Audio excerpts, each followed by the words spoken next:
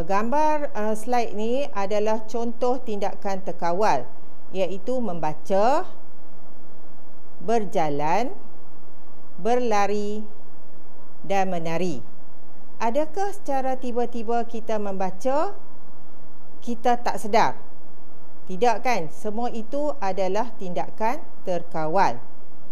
Okey, saya akan rumuskan dalam contoh yang pertama. Apa yang berlaku dalam tindakan, saya ambil rangsangan iaitu nampak hantu. Ia akan pergi kepada afektor. Apa itu afektor? Afektor adalah organ deria yang terlibat. Okey, kalau kita nampak hantu, organ deria yang terlibat ialah mata. Lalu impuls dihantar ke otak. Maklumat tadi adalah mata melihat hantu dan impuls dihantar ke otak, maka otak akan mentafsir apa gerak balas yang sesuai yang boleh dilakukan oleh manusia. Bila kita tafsir apa yang kita nak buat, maka otak akan hantar maklumat tersebut ke efektor. Okey, apakah efektor? Efektor adalah dalam bentuk otot atau kelenjar.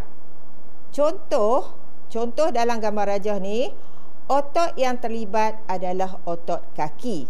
So, otot kaki akan menghasilkan gerak balas, iaitu berlari.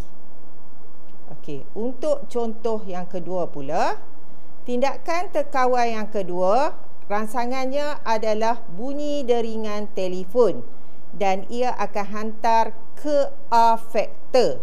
Okey, apakah afektor? Afektor adalah organ deria yang terlibat. Kalau bunyi deringan telefon, organ deria yang terlibat ialah telinga.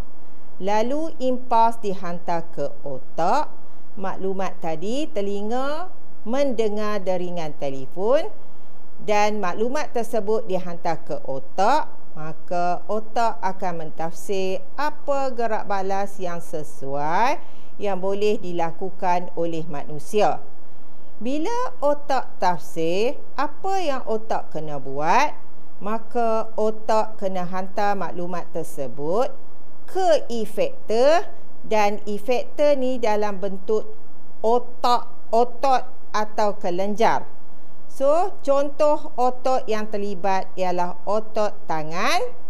Jadi, otot tangan akan menghasilkan gerak balas iaitu menyentuh atau mengangkat telefon. So, apa contoh lain untuk tindakan terkawal? So, yang ni saya nak kamu bagi contoh. Saya nak kamu tulis jawapan masing-masing untuk kita bincangkan. Oleh itu, okey, itu sahaja, ringkas sahaja pelajaran kita pada hari ini. Sekian, terima kasih.